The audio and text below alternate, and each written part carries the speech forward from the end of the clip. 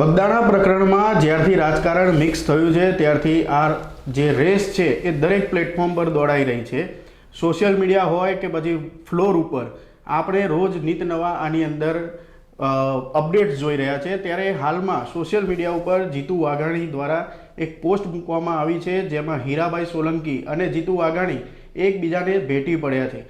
તો આ પ્રેમનો જે ફોટો છે તે જ્યારે સોશિયલ મીડિયા પર મૂકવામાં આવ્યો તે પછી જે એની પાછળ રાજકારણ ટ્રોલિંગ અને એ સહિતનું જે ચાલી રહ્યું છે તેના આંકડા અને તેની આંટીગૂંટી આપણી સાથે છે વરિષ્ઠ પત્રકાર, તેમની સાથેથી વધારે વિગતે જાણીશું. તો પ્રશાંતભાઈ, આજે આપણે જ્યારે જીતુ વાઘાણીની પહેલી વખત 11:44 એમની પોસ્ટ જોઈ તો એ બંને જ્યારે ભેટી પડે એકબીજાને ત્યારે જોઈને આપણને પહેલાં તો એવું લાગે કે શું આ માથાકૂટનો અંત આવી ગયો. તો આ બાબતમાં લઈને સમાજ શું વિચારતું હોય છે? સૌથી પહેલાં તો ઉર્વિશ, આપણે દર્શકોને એ પોસ્ટ સ્ક્રીન ઉપર બતાડી દઈએ. બહુ અદ્ભુત દ્રશ્ય હતું કે જીતુ વાઘાણી અને હીરા સોલંકી એકબીજાને ભેટે છે અને જીતુ વાઘાણીએ પોસ્ટ કરીને એમાં એવું લખ્યું કે રાજુલાના ધારાસભ્ય, ભાજપના નેતા સાથે આજે મુલાકાત થઈ. બહુ સામાન્ય નીચે ટેક્સ્ટ મેસેજ હતો અને મારા મિત્ર પણ. અને એ ઘટના પછી જીતુ વાઘાણી ખૂબ ટ્રોલ થયા. લોકોએ ટીકાઓ કરવાની શરૂઆત કરી. ખાસ કરી મને લાગે છે કે ટીકા કરનારા જે લોકો હશે, ટીકાકારો કોમેન્ટ બોક્સમાં, એ કોળી સમાજના યુવાનો અથવા આગેવાનો હશે. એ આખી ઘટનાથી ખૂબ નારાજ થયા હતા. પણ એની પાછળનું શું કારણ લાગે? એનું કારણ એવું છે કે આટલા દિવસથી બગદાણાની અંદર, એટલે લગભગ હું આજે કહું છું 15 દિવસ થઈ ગયા, અને નવનીત નામના જે કોળી યુવાન ઉપર હુમલો થયો અને પછી આરોપ લાગ્યો છે કે આ હુમલાની પાછળ જયરાજ આહિર છે, માયાભાઈના દીકરા. એને લઈને આખો વિવાદ વધુ વકર્યો છે. મામલો ગાંધીનગર સુધી પહોંચ્યો. હીરા સોલંકી પણ પહેલાં ત્યાં આવ્યા હતા અને એમણે એવું કીધેલું કે આ છોકરાને અમે ન્યાય અપાવીશું. એટલું જ નહીં, ત્યાં આગળ પુરુષોત્તમ સોલંકી નહોતા. પુરુષોત્તમ સોલંકી સાથે મોબાઈલ ફોન ઉપર વાત પણ કરાવી અને પુરુષોત્તમ સોલંકીને એવું કહ્યું હતું કે ભાઈ આપણે આમને ન્યાય અપાવવાનો છે. આ આખી લડાઈ દરમિયાન મામલો ગાંધીનગર પહોંચે છે, સીએમને મળે છે. આશ્ચર્યની વાત એવી છે કે મારામારીની ઘટના છે. આવી બહુ બધી ઘટનાઓ રાજ્યમાં બનતી હોય છે, પણ જેમાં સીએમએ મધ્યસ્થી કરવી પડે અથવા સીએમએ રજૂઆત સાંભળવી પડે એવું બનતું નથી. પણ આ ઘટનામાં ઘટ્યું. લગભગ 12 જેટલા એમએલએ કોળી સમાજના જાય છે, 2 કે 3 મેમ્બર ઓફ પાર્લામેન્ટ જાય છે. આ આખી ઘટના ઘટે છે. આખો માહોલ ઊભો જે થયો એમાં જીતુ વાઘાણી શાંત હતા. હા, ભાવનગર છે, એમનો મત વિસ્તાર છે, એવો ભાવનગરના વતની છે, એમને બોલવું જોયું હતું. અને બીજું એ મંત્રી પણ છે અને સરકારના પ્રવક્તા પણ છે, પણ આખા મામલે એ કંઈ બોલતા નથી. એટલે લોકોની નારાજગી હતી, કોળી સમાજની નારાજગી હતી કે જીતુ વાઘાણીએ કોઈ સ્ટેન્ડ લેવું જોઈએ અને કોઈ સ્ટેન્ડ લેતા નથી. બીજી તરફ ખુલીને હીરા સોલંકી મેદાનમાં આવે છે અને નક્કી કરે છે કે અમે લડત આપીશું. આ દરમિયાન જ્યારે આ ફોટો આવે છે લોકોની નજર સામે, જેમાં જીતુ વાઘાણી અને હીરા સોલંકી મળે છે, તો લોકોને આ દ્રશ્ય ન ગમ્યું. નારાજગી એટલા માટે હતી કે લોકોને આ દ્રશ્ય જોવાથી જ ન ગમ્યું. લોકોએ ખૂબ ટીકા કરી આખી ઘટનાની અને કેટલીક જગ્યાએ તો એવી પણ કોમેન્ટ થઈ કે ભાઈ તમે ન્યાય અપાવવાની વાત કરો, આવી રીતના મળો નહીં જીતુભાઈને. એક જગ્યાએ એક કોમેન્ટમાં તો એવું લખ્યું છે કે શિવાજીને અફઝલ ખાન ભેટતા હોય એવું પણ એક આ દ્રશ્ય લોકોને લાગ્યું. અને પછી મને એવું લાગે છે કે જીતુભાઈની આ પોસ્ટ પછી જે રીતના જીતુભાઈ ટ્રોલ થવા લાગ્યા, લોકોની નારાજગીનો સામનો કરવા લાગ્યા, એટલે તરત જ હીરા સોલંકીની પણ એક પોસ્ટ આવે છે. હા, એ 10 મિનિટ જેવું અંતર હતું, કંઈક લગભગ 55 મિનિટ આસપાસ એમણે પણ આ બાબતમાં પોસ્ટ કરી. હા, હીરા સોલંકીની પણ પોસ્ટ આવે છે અને હીરા સોલંકી એ પોસ્ટમાં એવું લખે છે કે હા, હું મળ્યો તે વાત સાચી છે, પણ હું એટલા માટે મળ્યો હતો કે રાજુલાના એ પ્રભારી છે જીતુભાઈ, અને આ વિસ્તારના માછીમારોના પ્રશ્નો છે કે સ્થાનિક પ્રશ્નો છે, એ પ્રશ્નની રજૂઆત કરવા મળ્યો હતો. આમ હીરા સોલંકીને ખુલાસો કરવો પડ્યો આખી વાતનો. મને એવું લાગે છે કે કેમ મળ્યા હતા. લોકોના મનમાં એવો પ્રશ્ન હતો કે તમે મળ્યા હતા વાંધો નહીં, પણ તમે નવનીત વિશે કોઈ વાત કરતા નથી, કોળી સમાજ ઉપર થયેલા હુમલાની વાત કરતા નથી. તમે કેમ મળ્યા હતા એ તો કહો. હીરા સોલંકી એ વાત કરે છે, પણ એમાં પણ પેલી કોળી સમાજ વિશે કંઈ રજૂઆત કરી હોય કે નવનીત બાલદિયા વિશે કોઈ રજૂઆત કરી હોય એવું નથી આવતું. એટલે હીરા સોલંકીની પોસ્ટ પછી પણ પાછા લોકોએ ટ્રોલ કર્યા. બીજું સર મને આની અંદર એ પણ લાગી રહ્યું છે કે અગાઉ પણ જયરાજ આહિરના જે પિતા છે એમના માયાભાઈ આહિરના ફોટો જીતુભાઈ વાઘાણી સાથે ઘણી વખત એમના ફેસબુક પોસ્ટ ઉપર હતા. એટલે લોકો બી શું એવું સમજતા હશે કે જીતુ વાઘાણી માયાભાઈ આહિરના વધારે નજીકના વ્યક્તિ છે? એક વસ્તુ તો પહેલાં સમજી લેવી પડે કે કોઈને અત્યારે માયા આહિર સામે વાંધો હોય તો પણ માયા આહિરનો ભારતીય જનતા પાર્ટી સાથેનો નાતો બહુ જૂનો છે. એટલે આ ઘટના ઘટી એ પહેલાંનો પણ છે. અને જયરાજ આહિર જેમના દીકરા છે ભારતીય જનતા પાર્ટીમાં કામ કરે છે, એના કાર્યકર છે, અને પાર્ટી એમને કોઈક સ્થાન આપશે એવી એમની મહેચ્છા પણ છે. એટલે એવું નથી કે આ ઘટના ઘટ્યા પછી માયાભાઈ અને ભારતીય જનતા પાર્ટી નજીક આવ્યા છે અથવા જીતુ વાઘાણી અને એ નજીક આવ્યા છે. પણ અહીંયા સ્થિતિ એવી છે કે લોકોએ એક ચોક્કસ ફ્રેમ બનાવી લીધી છે. એ ફ્રેમની બહાર કોઈને જતા એ જોવા માગતા નથી. કોળી સમાજના યુવાનોએ ખાસ કરી એક ફ્રેમ બનાવી છે કે હીરા સોલંકી અમારા નેતા છે, અમારા માટે લડશે, અમારા માટે બોલશે. હવે આ જે ફ્રેમ આજે આવી, બે તસવીરો સામે આવી, તો કોળી સમાજના યુવાનોને ચોક્કસ એ ગમ્યું નથી. અને એના માટે એમને હીરા સોલંકીની ટીકા કરવાની હતી કે ભાઈ તમે ગયા તો અમારી વાત તો કરો. પણ એ નારાજગી હીરાભાઈ માટે નથી બતાડતા, એ જીતુ વાઘાણી માટે બતાડે છે. કેટલીક જગ્યાએ એવું પણ કહ્યું છે કોમેન્ટ બોક્સમાં 27 આવવા દો, એટલે કે ચૂંટણી આવવા દો, આનો હિસાબ કરીશું. જો કે હિસાબ કોઈ કશું કરતું નથી, કારણ કે આમાં તો છેલ્લે ઘી ઢોળાય તો એ ખીચડીમાં. જ્યારે ચૂંટણી આવે છે ત્યારે પાછા બધા મત તો ભાજપને જ આપે છે, ભાજપને ખબર છે. એટલે ભાજપ એની મજા લે છે કે એનો લાભ લે છે, જે કંઈ લેતું હોય એવું. પણ આ આખી ઘટનામાંથી કોઈએ શીખવાનું હોય તો માત્ર કોળી સમાજે શીખવાનું નથી. મને એવું લાગે છે કે દરેક સમાજના લોકોએ આ શીખવાની જરૂર છે કે કોમના નામે કે સમાજના નામે નેતાઓ મોટા થાય છે, જાહેરમાં બોલે છે, પણ પછી છેલ્લે ન્યાયની વાત આવે કે કંઈક મેળવવાનું અથવા આપવાનું સમાજને આવે ત્યારે કંઈ મળતું નથી. હવે બહુ બધા ઉદાહરણ છે કે હાર્દિક પટેલે અનામતની વાત કરી અને લાખોની સંખ્યામાં પટેલ યુવાનો રોડ ઉપર આવી ગયા, અને પછી અમદાવાદ GMDC ગ્રાઉન્ડમાં જ્યારે સભા થાય છે એના પછી હિંસક ઘટનાઓ ઘટે છે, જેમાં કેટલા પટેલ યુવાનો મરી ગયા.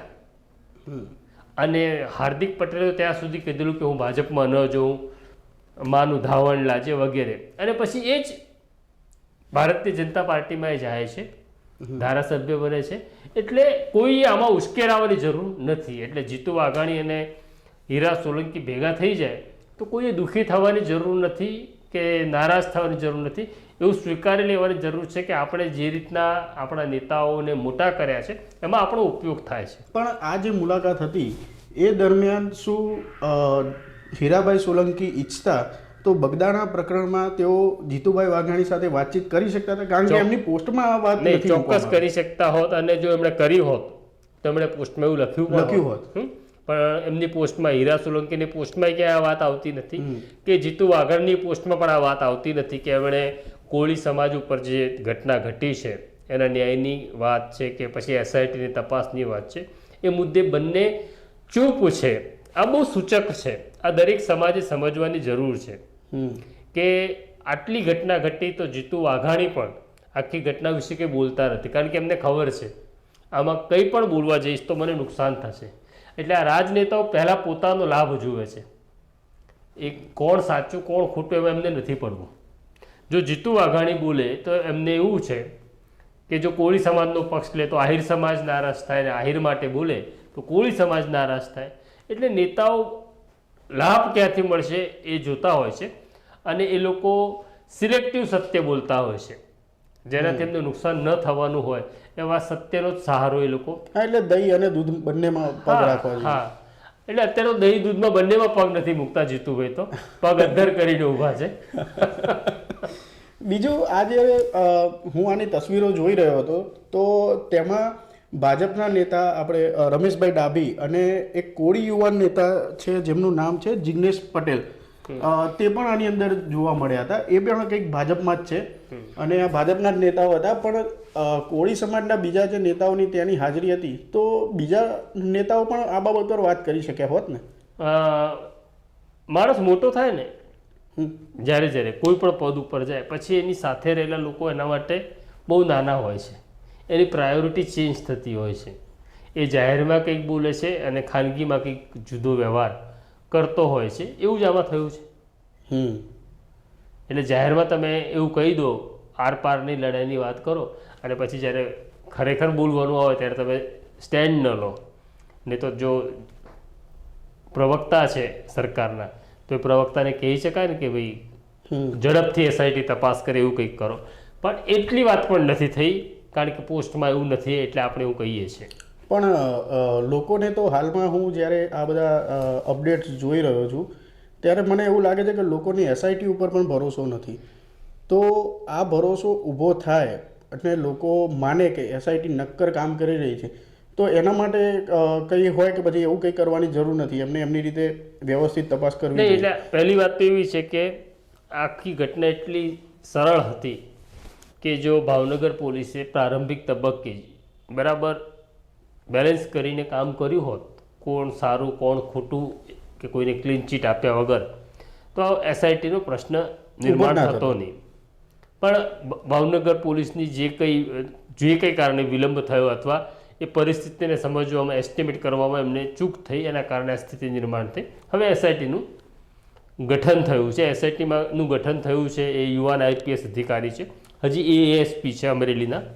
મને લાગે છે કે આ એમનું આ પહેલું ઇન્વેસ્ટિગેશન છે, પણ એમને રિપોર્ટ કરવાનો છે રેન્જ આઈજી ગૌતમ પરમાર. અને ગૌતમ પરમાર એક સિનિયર આઈપીએસ અધિકારી છે, એ પરિસ્થિતિને સમજતા છે. હમણાં આપણને એવું લાગે છે કે આઈપીએસ ગઢવી છે, એસઆઈટીના વડા છે, એ શાંત છે, પણ આ ગૌતમ પરમારની સૂચના હશે. કારણ કે એક તરફ આહિર સમાજ છે, એક તરફ કોળી સમાજ છે અને બંને ભાજપના છે. હા, એવું નથી કે કોઈ કોંગ્રેસનું છે. એટલે પોતાનો દુઃખી થાય. હા, એટલે કોને દુઃખી કરવા એવી સ્થિતિ નિર્માણ ન થાય, કોઈ વિવાદ ઊભો ન થાય માટે એસઆઈટી શાંત છે. એમને સૂચના હશે મૌન રહેવું. હવે એસઆઈટી ઉપર ભરોસો ત્યારે જ આવશે કે જ્યારે એસઆઈટી કોઈ ચોક્કસ પરિણામ આપશે. એટલે એમને કહેવું પડશે કે જયરાજ આહિર છે આ ઘટનામાં કે જયરાજ આહિર નથી, છે કે નથી, જે કંઈ તમે કહો એનો તર્ક આપવો પડશે, એના પુરાવા આપવા પડશે. આપણે એવું નથી કહેતા કે એસઆઈટી જો એવું સાબિત કરી આપે કે જયરાજ આહિર છે જ તો જ એની વિશ્વસનીયતા પુરવાર થાય, એવું નથી. આપણે કાયદાની પરિભાષામાં કારણ કે કાયદો પુરાવા માગે છે, એટલે માત્ર માન્યતાને આધારે કાયદો ચાલતો નથી.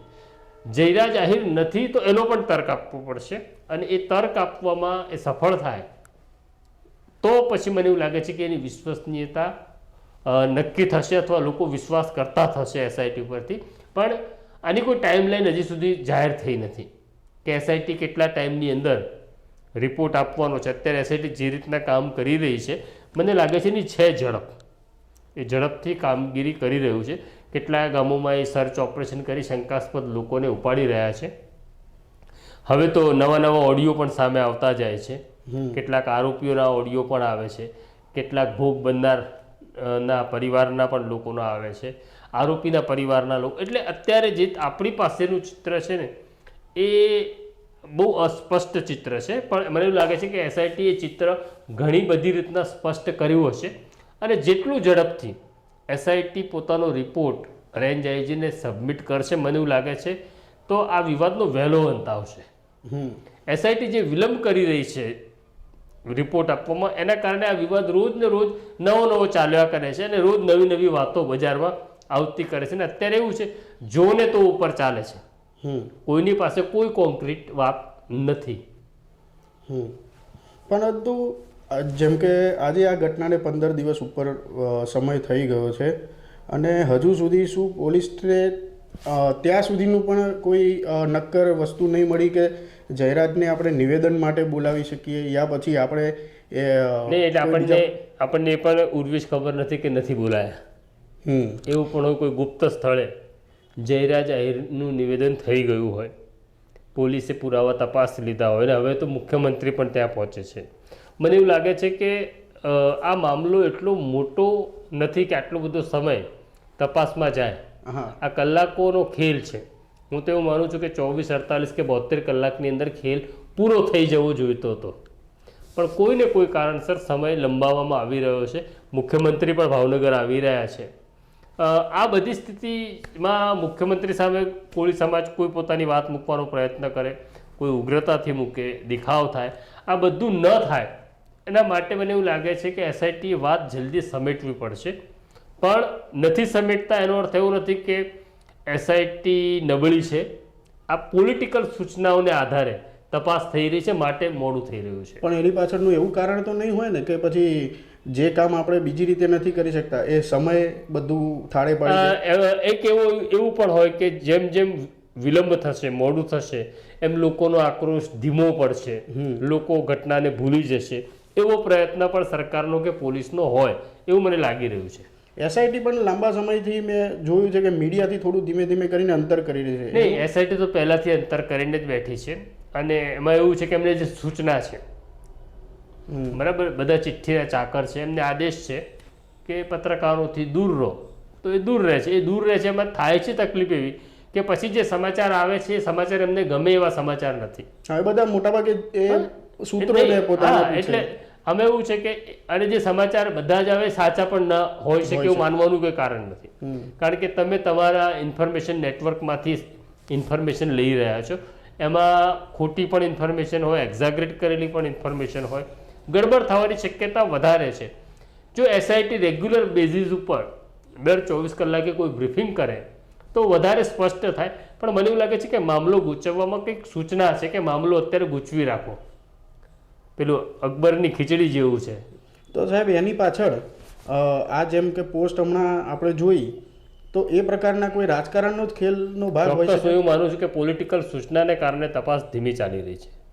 અચ્છા, તો હવે આની અંદર તમને શું લાગે છે કે જો જ્યાં સુધી, કારણ કે આખરે તો સમાજે ભોગવવાનું છે એ નક્કી છે, પણ નવનીતને કેટલું ભોગવવું? સમાજ કાયમ ભોગવતો જ હોય છે અને આખું કર્યા પછી સૌથી વધુ કોઈને ગુમાવવાનું છે તો નવનીતનું છે. હા, એને કેટલું ભોગવવું પડશે? એને જ ભોગવવું પડશે, કારણ કે લોકો પોતપોતાના રસ્તે જતા રહેશે, બરાબર. માયાભાઈ પોતાના રસ્તે જતા રહેશે, જયરાજ પોતાના રસ્તે જતા રહેશે, હીરાભાઈ પોતાના રસ્તે જતા રહેશે, અને જે લોકો લડી રહ્યા છે કે ન્યાય મળવો જોઈએ એ વાત કરે છે એ પણ પોતાની જિંદગીમાં વ્યસ્ત થઈ જશે અને બધા ભૂલી જશે બધું. તો મતલબ આની પાછળ સમયનો જ ખેલ લાગે છે. આ સમયનો ખેલ છે.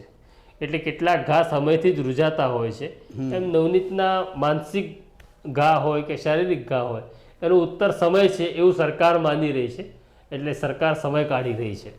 જી, બરાબર.